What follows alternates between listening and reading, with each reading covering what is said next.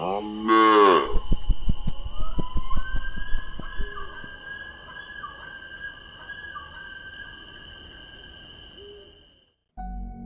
আজকের গল্পটি কঠোরভাবে প্রাপ্তবয়স্ক ও প্রাপ্তমনস্কদের জন্য। আজকের গল্পে বেশ কিছু নৃশংস ও বীভৎস বর্ণনা রয়েছে, যা অনেক শ্রোতাবন্ধুর মনে ভয়ের উদ্রেক করতে পারে। তাই আমাদের বিনীত নিবেদন, মানসিকভাবে দুর্বল শ্রোতারা এই গল্প এড়িয়ে যেতে পারেন। নমস্কার, আমি প্লাবিতা।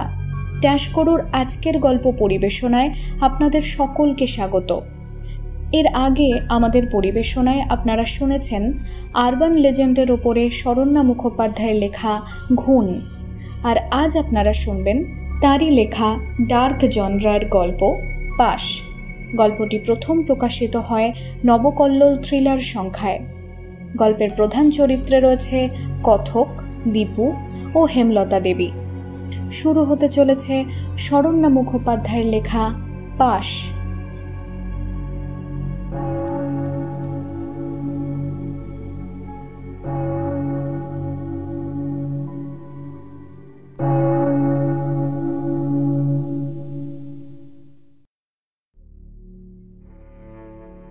লোকে বাড়িটাকে বলে বিধবাদের বাড়ি।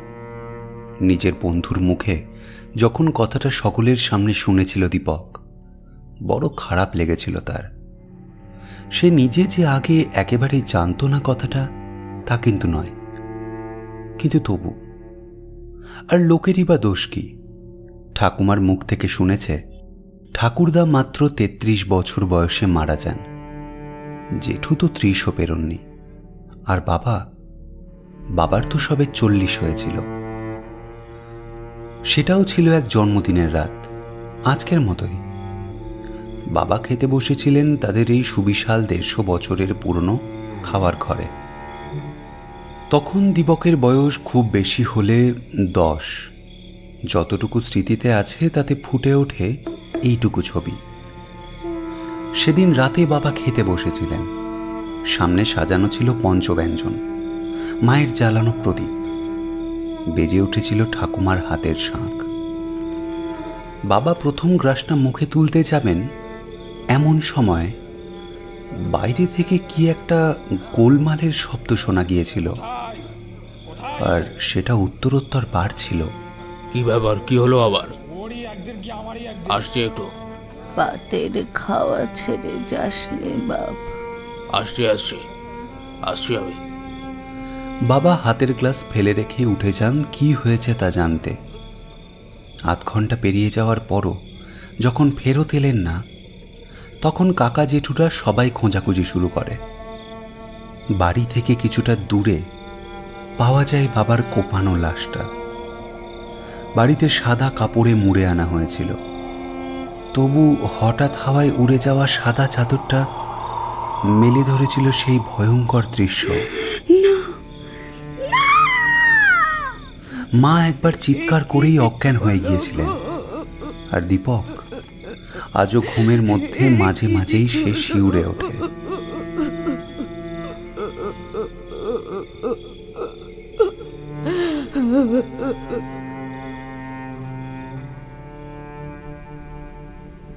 যেমন শিউরে উঠল এখন এই মুহূর্তে।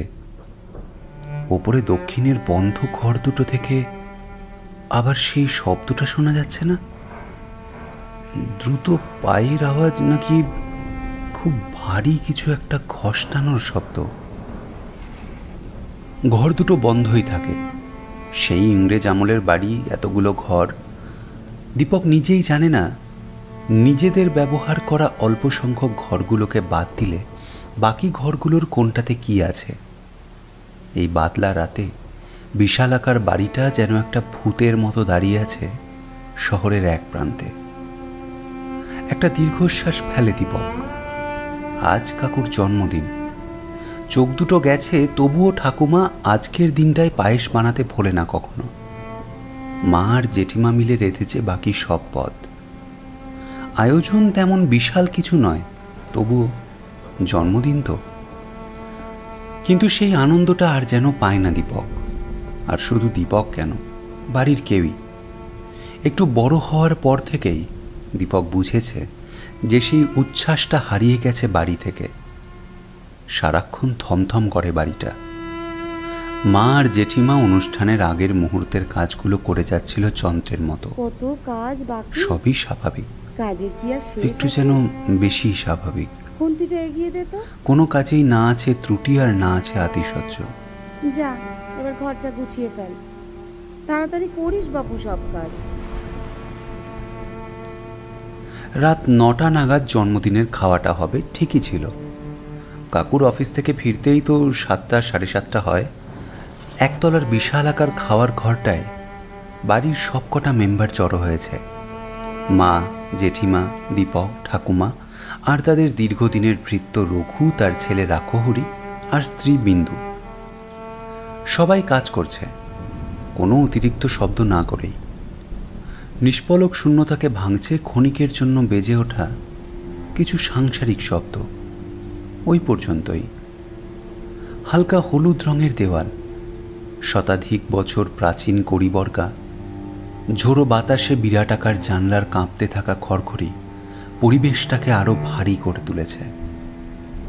4 দেওয়ালের 4টে এলইডি ল্যাম্পও ঘরের কোণে কোণে জমে থাকা অন্ধকার যেন দূর করতে পারছে না।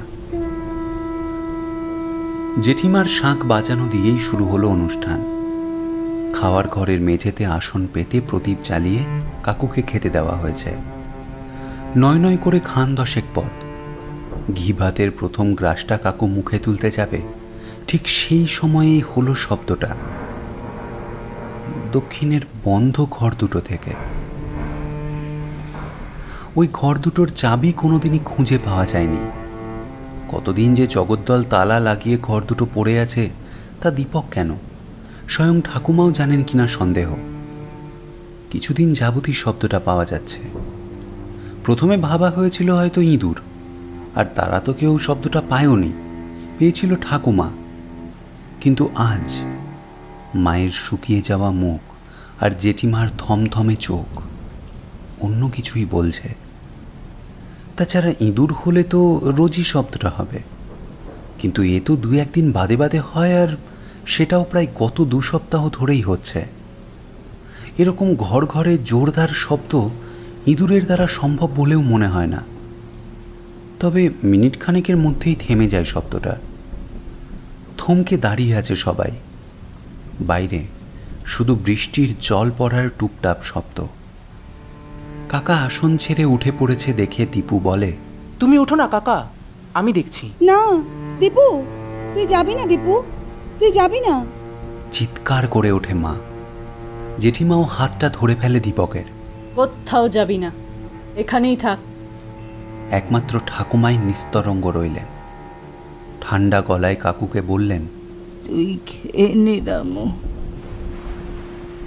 না, যথারীতি আর কোনো শব্দ পাওয়া যাচ্ছে না। কিন্তু শহরের প্রান্তে থাকা একটেরে নিঝুম এই বাড়িটায় হঠাৎ হওয়া এই অজানা শব্দ গোটা অনুষ্ঠানটার ছন্দপতন ঘটালো।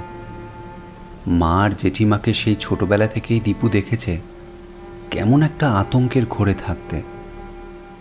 না, সেই অকাল বৈধব্যের বিষাদ বেদনা নয়, এই চোখ দীপকের চেনা। এই ভয় দীপক দেখেছিল তার বাবার চোখেও। যদিও সে তখন খুব ছোট, কিন্তু মনে আছে ভয়টাকে জোর করে মুছে ফেলে বাবা ছুটে যেতে চেয়েছিলেন শব্দ রহস্য ভেদ করবে বলে। পারেননি, বরং নিজেই হয়ে উঠেছিলেন জীবিত মানুষগুলোর আতঙ্কের কারণ। সেই আতঙ্ক যা আজ ফুটে উঠেছে মা আর জেঠিমার চোখে। নির্ভেজাল আতঙ্ক। কিসের সেটা আজও জানে না দীপক। তবে সে এইটুকু জানে যে ঠাকুমা অনেক কিছু জানেন, অন্তত এমন কিছু জানেন যা আর কেউ জানে না। যদিও সে ঠাকুমার মুখ থেকে সরাসরি ওই রহস্যজনক ঘর দুটো বা তার বাবা জ্যাঠাদের অকাল মৃত্যুর সম্পর্কে তেমন কিছুই শোনেনি, কিন্তু যত দিন যাচ্ছে ঠাকুমাকে দেখে সে বুঝেছে ঠাকুমার এই নিশ্চুপ থাকা অন্ধ দুচোখের গাঢ় কালি যথেষ্ট তাৎপর্যপূর্ণ। আর এই সঙ্গে নিজের ভেতরে বেড়ে উঠেছে এক অদম্য কৌতূহল। ঠিক কি আছে ঘর দুটোয়? কোনো নিষিদ্ধ জিনিস? ভুতুরে কিছু? নাকি কালো জাদু? কেন মা ঠাকুমা থেকে শুরু করে তাদের বাড়ির পুরনো মানুষ রঘুদা পর্যন্ত দিনের বেলাতেও যায় না ওপর মহলের ওই দিকটায়? জানতে তাকে হবেই। তাহলে এবার বোঝা গেল তো, মোনোঅ্যামাইন অক্সিডেজ বা MAOA MAO-A এ হলো এক ধরনের এনজাইম যেটা ডোপামিন বা সেরোটোনিনের মতো নিউরোট্রান্সমিটারের উপর কাজ করে, যারা কিনা ব্রেইন ফাংশন নিয়ন্ত্রণ করে। MAO-A জিনকেই সরাসরি অসামাজিক ব্যবহারের সঙ্গে প্রথম লিঙ্ক করা হয় 1993-তে।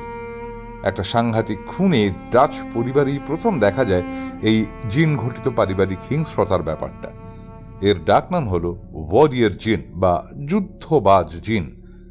এটা পারিবারিক সূত্রে যাদের মধ্যে থাকে তাদের অনেকেই ক্রিমিনাল হয়ে ওঠে, দেখা গেছে। পুলিশ সূত্রেও এই ধরনের কেসের কথা জানতে পারবে তোমরা একটু সার্চ করলেও। তবে এগুলো সবই পরীক্ষামূলক এবং বিতর্কিত, কোনো কিছুই সঠিকভাবে এখনো প্রমাণিত নয়। যাকে বলে কতগুলো সার্কামস্ট্যান্সিয়াল প্রমাণের উপর ভিত্তি করে এই জিনগুলোকে দায়ী করা হয়। এগুলো যেমন বেশ কিছু কুখ্যাত ক্রিমিনালের মধ্যে দেখা গিয়েছে এবং তার থেকে মনে করা হয়েছে যে অসামাজিক হিংস্র কাজকর্মের পিছনে এগুলো আছে, তেমনি পরীক্ষা করে হয়তো এটাও পাওয়া গেছে যে এটা থাকা সত্ত্বেও কিছু মানুষ কোনো রকম হিংসাত্মক কাজকর্মে জড়ায়নি। যাই হোক, আজকে প্রত্যেককে অ্যাসাইনমেন্ট দেওয়া রইল, এই ক্রিমিনাল বা ওয়ারিয়র জিন নিয়ে স্টাডি করো এবং একটা করে রিপোর্ট চাই আমার by end of the week. Okay? GC অর্থাৎ জ্যোতিরঞ্জন চন্দ্রের ক্লাসটা দীপকের বরাবরই ভালো লাগে, কিন্তু আজ আর মন বসছিল না। তবে কাল কাকার জন্মদিনটায় ওরকম হওয়ার পর থেকেই আর কিছুই ভালো লাগছে না তার। ব্যাপারটা শেষ না দেখে ছাড়া যাবে না কিছুতেই, কিন্তু সামনেই সেমেস্টার, আর জিসির জেনেটিক্সের ক্লাসটা ছাড়া মানেই নিজেরই ক্ষতি। তবে ভালো ব্যাপার হলো এটাই শেষ পিরিয়ড, এবারে আসল কাজ। বাড়ি ফিরে আজও যাবেই ওই ঘর দুটো দেখতে। বাড়ি ফেরার পথেই দেখা হয়ে গেল সুজয় কাকার সঙ্গে। উস্কো খুস্কো চুল, এলোমেলো চোখের মানুষটা কেমন যেন হন্তদন্ত হয়ে কোথাও যাচ্ছেন। সুজয় কাকা দীপকের কাকার খুবই বন্ধু, তাদের বিক্রমকর বিদ্যালয়ের অঙ্কের মাস্টার মশাই। খুবই মেধাবী পরিপাটি মানুষ ছিলেন কদিন আগেও, কিন্তু শেষ কয়েক মাসে মানুষটা যেন কীরকম হয়ে গেছেন। আর হবে নাই বা কেন? যা ঝড় গেল ওর উপর দিয়ে, নিজের বোন বলে কথা, কি যে করলো এমনটা। সুধা মাসির কথা ভাবলে আজও দীপকের মনটা ভার হয়ে যায়। মাসি বললেও সুধা মাসি ছিল দীপকের নিজের দিদির মতোই, সুজয় কাকার সবচেয়ে আদরের ছোট বোন, এক দিদি আর এক ভাইয়ের পরে। দীপকের থেকে খুব বেশি হলে বছর 5 বড় ছিল। সুধা মাসির কাছে বাংলা পড়ার দিনগুলো আজও ভুলতে পারে না দীপক। পড়াতে গিয়ে অজানা সাহিত্যের কত সুন্দর গল্প বলতো সুধা মাসি, আর তেমনি প্রতিমার মতো ছিল মুখখানা।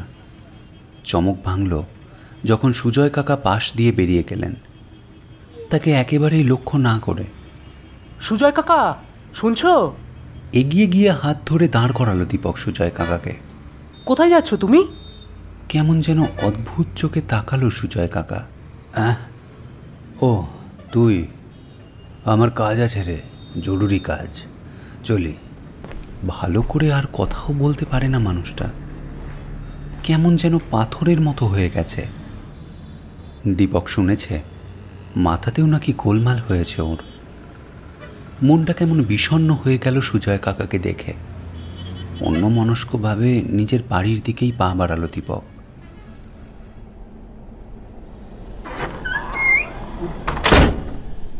দীপু এলি, আমার ঘরে রাত্রিবেলা আসিস তো বাপ, একটু কথা আছে।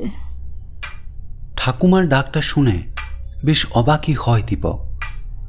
মানুষের মুখ বা আচরণ দেখে অনেক সময়েই তার মনের কথা বোঝা যায় এটা সত্যি, কিন্তু তার অন্ধ ঠাকুমা কি করে টের পেলেন তার মনের বাসনা? সে তো নিজেই ঠাকুমার সাথে একা একটা মুখোমুখি কথা চাইছিল। তবে কি সত্যি একটা ইন্দ্রিয় বন্ধ হয়ে গেলে অন্য অনুভূতিগুলো তীক্ষ্ণ হয়ে যায়? কবি মিল্টনও তো তার অন্ধত্বের পরেও প্যারাডাইস লস্টের ওই অসাধারণ বর্ণনামূলক প্যাসেজগুলো লিখতে পেরেছিলেন। অধীর আগ্রহে রাত হওয়ার অপেক্ষা করতে থাকে দীপু। আজ ঘর দুটো দেখার পরিকল্পনা বাতিল। আগে ঠাকুমার থেকে জানতে হবে কি আছে ওর মধ্যে। দোতলায় উত্তরের শেষ ঘরটা ঠাকুমার। কদিন ধরেই বৃষ্টির দাপটে বারান্দাটা ভিজে গেছে। প্রাচীন বারান্দায় পুরনো জলছাপের উপরে পা ফেলে ধীরে ধীরে ঠাকুমার ঘরের দিকে এগিয়ে গেল দীপক। রাত প্রায় 11:30 বাজে। গোটা বাড়ি শুয়ে পড়েছে। বৃষ্টির টুপটাপ শব্দ আর দীপকের নিজের টেনশনের দরুন দক্ষিণের ঘর দুটোর দিকে চলে যাওয়া একটা চেনা পায়ের জলছাপ দীপকের চোখ এড়িয়ে যায়। ভেজানো দরজাটার কাছে পৌঁছতেই ভেতর থেকে ডাক আসে, ভেতরে আয়। দীপক প্রত্যেকবারের মতো এবারেও অবাক হয়। ঠাকুমা যে কি করে বুঝতে পারে কে জানে। ও ভেতরে ঢোকে। 150 বছরের পুরনো পালঙ্কের আয়নায় পড়ে বংশের নবীনতম প্রতিনিধির প্রতিচ্ছবি। বস বস আমার পাশে।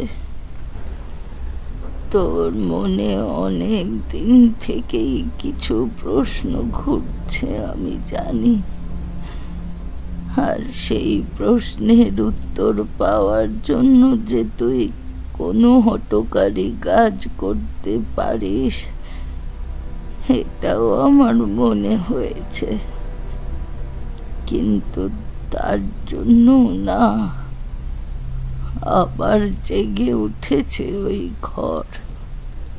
আজ মাসখানেক হলো আবার শুনতে পাচ্ছি পায়ের আওয়াজ। তাই তোকে এত তাড়াতাড়ি ডাকা, নইলে আর কটা দিন দেখে তারপর। কি বলতে এত দ্বিধা করছে ঠাকুমা? দীপকের হৃদস্পন্দন যেন হঠাৎই বেড়ে যায়। সে বুঝতে পারছে একটা অশনি কিছু আসছে, আর সেটা তার অস্তিত্ব কাঁপিয়ে দিতে পারে। বাবা, তুই এই মুহূর্তে আমাদের বংশের শেষ প্রদীপ।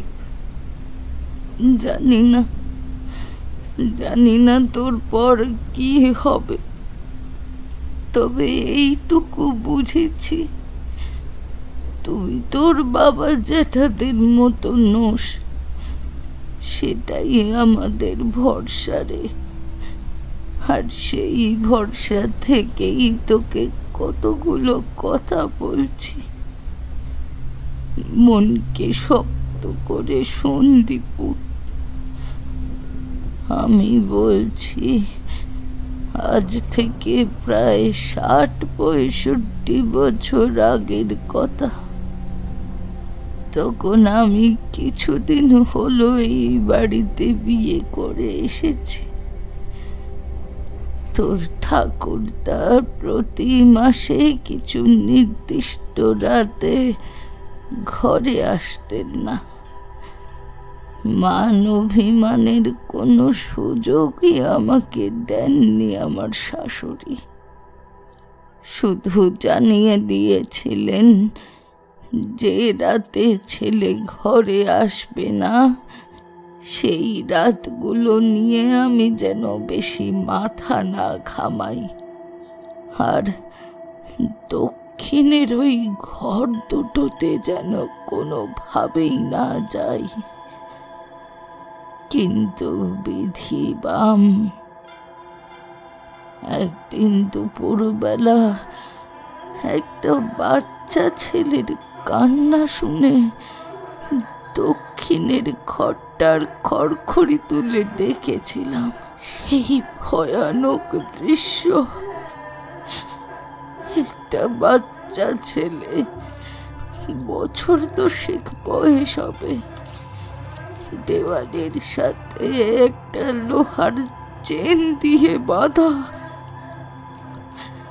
দরজাটা তালা দেওয়া থাকায় আমি ছেলেটাকে বাইরে থেকে একটু ভোলাবার চেষ্টা করছিলাম। তুমি কে? নাম কি তোমার? জিজ্ঞাসা করেছিলাম কে তাকে ধরে এনেছে। এই অবস্থায় ধরা পড়ে গেলাম তোর ঠাকুরদার হাতে। তুমি এখানে কি করছো? মার খেতে খেতে অজ্ঞান হয়ে গিয়েছিলাম। জ্ঞান ফিরতেই দেখি আমি এই ঘরের খাটের সাথে বাঁধা আছি। তোর ঠাকুরদাকে তাও অনুনয় করেছিলাম ছেলেটাকে ছেড়ে দেওয়ার জন্য। মনটা যে জিনিস ভেবে গাইছিল সেটা বিশ্বাস করতে চাইছিলাম না বলেই বোধহয় আরো বারবার বলেছিলাম ছেলেটার কথা। সে শুধু বলেছিল, যা দেখেছো ভুলে যাও। আমি বলেছিলাম, এই পোড়া চোখে যা দেখেছি তা যে মনে গেঁথে গেছে গো। ভেবেছিলাম নতুন বিয়ে, হয়তো মন ভোলাতে পারবো, কিন্তু না, ভুল ভেবেছিলাম আমি, বড় সাংঘাতিক ভুল ভেবেছিলাম।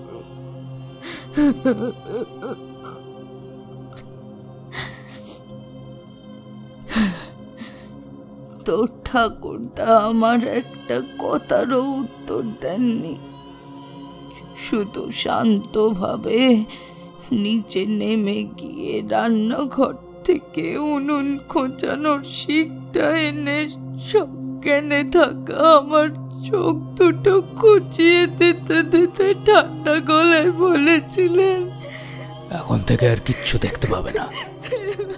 আর যদি কাউকে এইটা নিয়ে কিচ্ছু বলতে যাও তাহলে তোমাকে বাড়ির বাগানে জ্যান্ত পুঁতে দেবো, কেউ জানতেও পারবে না।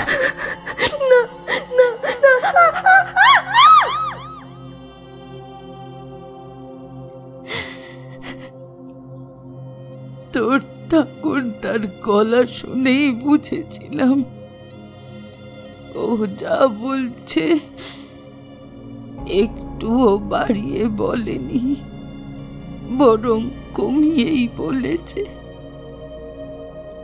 দীর্ঘদিন অসুস্থ ছিলাম, তারপরে একটু একটু করে সব জানতে পারি রঘুর মুখে। রঘুর বয়স তখন খুব কম, সেই থেকেই ওই ছিল আমার একমাত্র বন্ধু। সদ্য অন্ধ হয়ে যাওয়ার পরে চোখে আক্ষরিকভাবে তখন অন্ধকারই দেখছি। ও হাত ধরে ধরে আমায় সব জায়গায় নিয়ে যেত, রান্নাঘর চেনাতো। ওর মুখ থেকেই শুনেছিলাম ওই ঘর দুটো ছিল তোর ঠাকুরদার নেশার ঘর। কিসের নেশা জানিস? অত্যাচারের নেশা, খুনের নেশা। অল্প বয়সী বাচ্চাদের ধরে আনতো তোর ঠাকুরদা। দক্ষিণের বারান্দার একেবারে শেষের দিক থেকে প্রথমটা ছিল গুম ঘর। ওতে ছেলে মেয়েদের ধরে রাখতো তোর ঠাকুরদা, যতদিন পর্যন্ত খেলার শখ থাকতো ততদিন। আর দ্বিতীয়টা ছিল অত্যাচারের ঘর। এরকমই এক বাদলা রাতে বাগদি পাড়ার তুলো বাগদির বাচ্চা মেয়েটাকে তুলে এনেছিল তোর ঠাকুরদা। কিন্তু কিন্তু এখানেই ও বড় ভুল করে ফেলেছিল। দুলুর ছিল খুনে রাগ। মেয়েটার ঠিক 3 দিন ছিল ওই ঘরে। রঘুকে গিয়ে তখন লুকিয়ে লুকিয়ে খবর পাঠিয়েছি আমি। বড় বড় কষ্ট হতো রে, বুকটা আমার ফেটে যেত।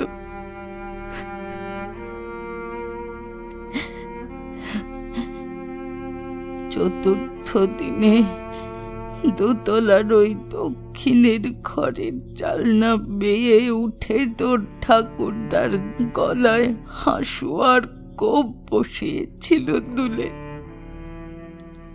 গলাটা আলাদা হয়ে গিয়েছিল ধর থেকে। নিজের বাচ্চা মেয়েটাকে নিয়ে আমার কাছে এসেছিল দুলু। ওর বউয়ের কাছ থেকে আমি হালতা পড়তুম কিনা। দুলু কতবার পান এনে দিয়েছে আমাকে। আমার জন্য শান্তিপুরি শাড়ির লোক ধরে আনতো দুলু। সেই দুলু নিজের দিদির মতো ভালোবাসতো আমাকে। সে রাতে অন্ধকারে হাত থেকে সোনার চুড়ি খুলে দিয়েছিলাম দুলুকে। বলেছিলাম মেয়েকে নিয়ে অনেক দূরে কোথাও চলে যেতে। আর বলেছিলাম প্রার্থনা করতে আমার গর্ভের অনাগত সন্তানদের জন্য, তারা যেন মানুষ হয়। আশীর্বাদ করেছিল দুলু। কিন্তু কিন্তু ওই যে গরিব বাপের চোখে জল। ছেলেটা আশীর্বাদ পেয়েও পেল না। হ্যাঁ রে, তোর জ্যাঠার কথা বলছি। তার বাচ্চা নিয়ে কোনো নেশা ছিল না, ছিল মেয়ের নেশা। কিশোরী মেয়ে। আর তার কোনো বাজ বিচার ছিল না। পরিবারের বাইরের কেউ ছাড় পেত না।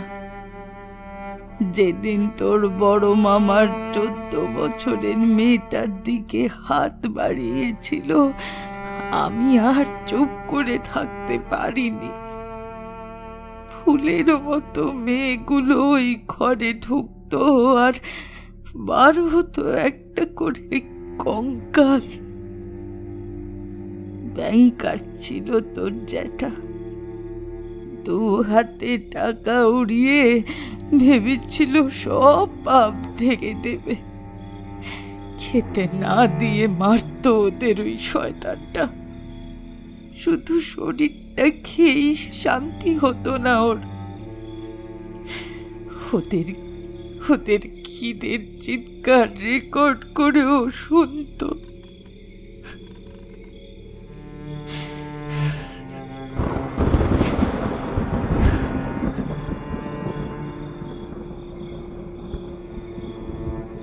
একটুক্ষণের জন্য চুপ করে ঠাকুমা।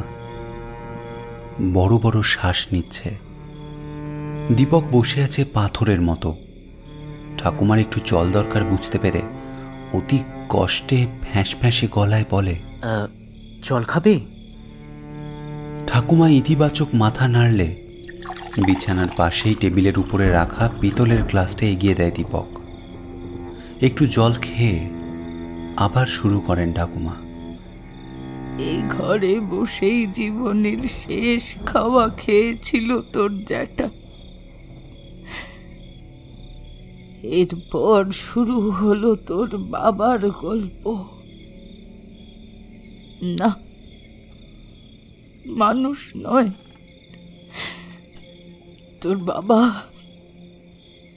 তোর বাবা পশু গমন করত, আর তারপর নিরীহ প্রাণীগুলোকে মেরে ফেলত।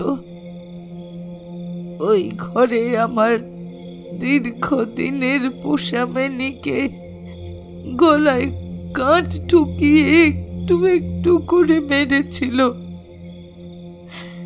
প্রতি সপ্তাহে একটা না একটা প্রাণী লাগতো ওর। কিছু না পেলে পাখি ধরে সেইগুলোর ডানা ছাল ছাড়াতো জীবন্ত অবস্থায়।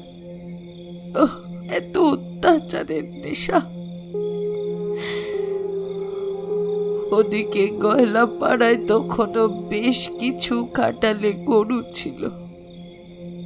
ও পাশের মুসলমান পাড়ায় বেশ কিছু বাড়িতে ছাগলও ছিল। সেইগুলো মাঝে মাঝেই অদৃশ্য হতো। আমি সব বুঝতাম, আর সে কারণে তাড়াতাড়ি বিয়েও দিলাম। আর সব পোকা মানুষগুলোর মতো আমিও ভেবেছিলাম যে বিয়ে দিলেই তোর বাবার ওই অভ্যেসটা হয়তো চলে যাবে। আমি কি করে যে এত পোকা হয়ে গিয়েছিলাম আমি জানি না রে, জানি না। এই যে রক্তের দোষ, এ যাওয়ার নয়, সেই সত্যটা তখনও বুঝতে চাইনি আমি। তোর মায়ের জীবনটাও শেষ হলো আমারই জন্য। এইভাবে চলতে চলতে একদিন রঘু খবর আনলো তোর বাবা ওপারের তারেকালির ছাগলটাকে মেরে ফেলেছে। রঘু নিজের চোখে দেখেছিল সেটা, বারণও করেছিল, কারণ তারেক বড় ভয়ঙ্কর লোক। আর ওই ছাগলটা ছিল ওর ছেলের প্রাণ। তোর বাবা কিনতে চাইলেও ও সাফ জানিয়ে দিয়েছিল যে সে ছাগল বিক্রি করবে না। আর তাতেই তোর বাবার জেদ চড়ে গেল। তারেকের ছাগলটাকে নিয়ে আসার পর যখন শখ মিটে গেল তোর বাবার, তখন ওই ছাগলটার মাংস রেঁধে বন্ধু বান্ধব নিয়ে হল্লা করে খেয়েছিল ওই দক্ষিণের ঘরে বসে। সেই দিনই জানতাম তোর বাবারও সময় শেষ হয়ে গেছে। আর 1 সপ্তাহ পরেই তোর বাবার জন্মদিনের চড়াও হয় তারেক। তোর হয়তো সেই দিনটার কথা একটু হলেও মনে থাকবে। এই খুনের নেশা, এই অত্যাচারের পাপ শেষ করে দিয়েছে বংশের সব কটা পুরুষকে। শুধু তুই আমাদের একমাত্র আলো। তুই বাকিদের মতো হোসনি দীপু। আমি জানি তোর মা আর জেঠিমাও। আমরা প্রাণপণে চাই তোর সংসার হোক। তুই আমাদের বংশকে এগিয়ে নিয়ে যা,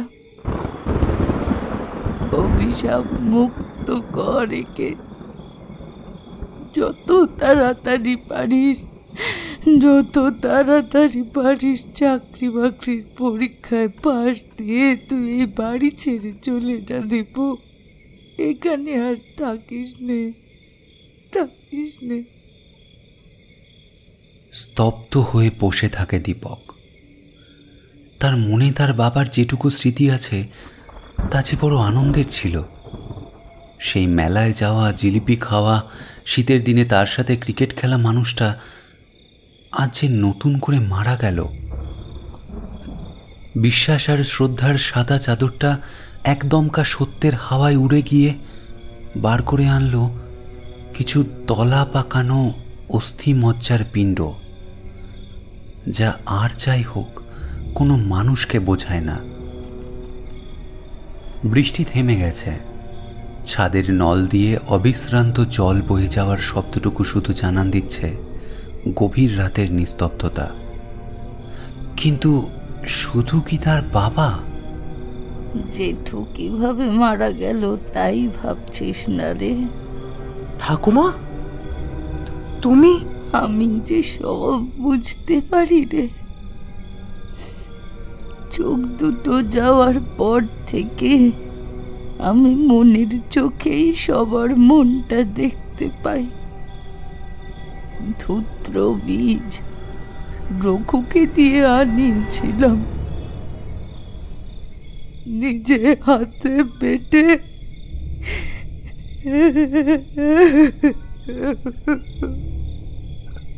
কেঁপে ওঠে 85 বছরের হেমলতার গলা। রক্তের দোষ, ক্রিমিনাল জিন। তবে কি জিসির বলা থিওরিটার বাস্তবিক উদাহরণ তাদের বাড়িটাই? শিহরিত হয় দীপক, কিন্তু না, তাকে এখন সাহস ধরে রাখতে হবে। সবাই এক হয় না। স্যার বলেছেন, ঠাকুমাও বলেছে, সে আলাদা। ঠাকুমার হাতটা ধরে দীপক। তুমি যা করেছো ঠিক করেছো ঠাকুমা, ভুলে যাও সব। কিন্তু তুমি কাকার কথা তো বললে না?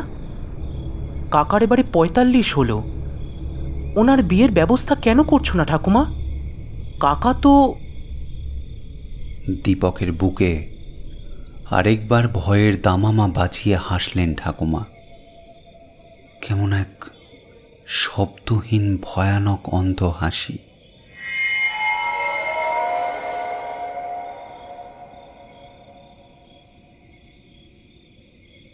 রাতের খাওয়া শেষ হতেই রমেন, রায়বাড়ির ছোট কাকা, চলে এসেছেন দক্ষিণের বন্ধ ঘরের প্রথমটায়।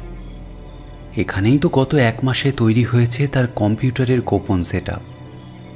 এই ডার্ক ওয়েব তার নেশায় পরিণত হয়েছে, বিশেষ করে 666 সাইটটা। এগুলো সহজে ইন্টারনেটের নর্মাল সার্চ ইঞ্জিনে পাওয়া যায় না। আজ মাসখানেক ধরে সবার অলক্ষ্যে দক্ষিণের প্রথম ঘরটাই সেটআপ করিয়েছেন, আর দ্বিতীয় ঘরে রেখেছেন বাকি জিনিসপত্র। এখানে কেউ আসে না, তাই সুবিধে আছে। হ্যাঁ, যে ছেলে দুটো এসে সব করেছে তাদের পায়ের শব্দ, জিনিস নাড়াচাড়া হওয়ার আওয়াজ, এটুকু হয়েছে এটা ঠিকই, কিন্তু সেটা শুনেছেন শুধু তার অন্ধ মা আর বৌদিরা। তাদের কথায় কে আর কান দেবে? এই ডার্ক ওয়েবেই তো রমেন জানতে পেরেছেন মানুষের মাংসের মার্কেটের কথা, রেপ মার্কেটের কথা। সুজয়ের বোনটার এত সাহস যে তাকে রিফিউজ করে। এমনকি অহংকারী মাস্টার ভাই তার নিজের বন্ধু সুজয় পর্যন্ত বাড়িতে ডেকে অপমান করল। হেলরেইজার গেমটাই এনরোল করে নির্দিষ্ট অঙ্কের টাকাটা একটা বিশেষ অ্যাকাউন্টে পাঠিয়ে দিয়েছিলেন সুধার নাম, ঠিকানা, ছবি সহ। ব্যাস, যেমন করে চেয়েছেন ঠিক তেমনভাবেই মেয়েটাকে গ্যাংরেপ করে ছাল ছাড়িয়ে জ্যান্ত অবস্থায় পিস পিস করে কাটা হয়েছে। আর সেটার ওয়েবকাস্টও দেখেছেন তিনি লাইভ। পাড়ার মোড়ে বোনের বস্তাবন্দি লাশের টুকরোগুলো কুড়োতে কুড়োতেই সুজয় পাগল হয়ে গেছে। আজ আবার একটা নতুন গেম। আলোহীন ঘরের উজ্জ্বল কম্পিউটারের পর্দায় চোখ রাখলেন রমেন। শুরু হয়ে গেছে। আরে, এই চেয়ারটা তো তার চেনা, পিছনে লাল তোয়ালেটা। নিজের চেয়ারের পেছনটা দেখলেন রমেন। এ কি, মুখটাও যে তার চেনা। রোজ আয়নায় তিনি দেখেন এই মুখ। একটা লোক টকটকে লাল রড নিয়ে এগিয়ে আসছে। নড়তে পারেন না রমেন। তুমি সুজয়। কিরে, ভেবেছিলিস ডার্ক ওয়েবের কথা শুধু তুই একাই জানিস, আর কেউ ট্র্যাক করে তোকে খুঁজে বের করতে পারবে না। না, আজকের শুটিং ফ্লোর তোর এই ঘরটায়। এবার তোর পালা। ঘরের কোণের হিটারে গরম হয়ে থাকা রান্নাঘরের লোহার পুরনো শিকটা মুহূর্তের মধ্যে রমেনের এক কান দিয়ে ঢুকে অন্য কান দিয়ে বেরিয়ে গেল। মধ্যরাতের বাতাস ভেদ করে শোনা গেল একটা আর্ত চিৎকার,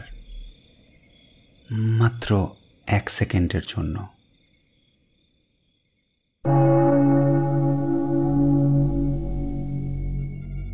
শুনছিলেন শরণ্যা মুখোপাধ্যায়ের লেখা পাশ। গল্পের কথক ও সুজয়ের ভূমিকায় সৌভিক, দীপু সুফল, হেমলতা দেবী পূজা, তার ছোটবেলা দেবস্মিতা, দীপুর মা দেবশ্রী, জেঠিমা মঞ্জুরি, বাবা কাকা ও ঠাকুরদার চরিত্রে তমাল এবং জ্যোতিরঞ্জন চন্দের ভূমিকায় রাজা ভট্টাচার্য। গল্পের ডাইরেকশন ও ব্যাকগ্রাউন্ড মিউজিক দিয়েছে সৌভিক, কভার বানিয়েছে ইন্দ্রজিৎ। গল্পটি ভালো লেগে থাকলে আমাদের কমেন্ট করে জানান এবং এরকম আরও গল্প শুনতে সাবস্ক্রাইব করুন আমাদের চ্যানেলটিকে।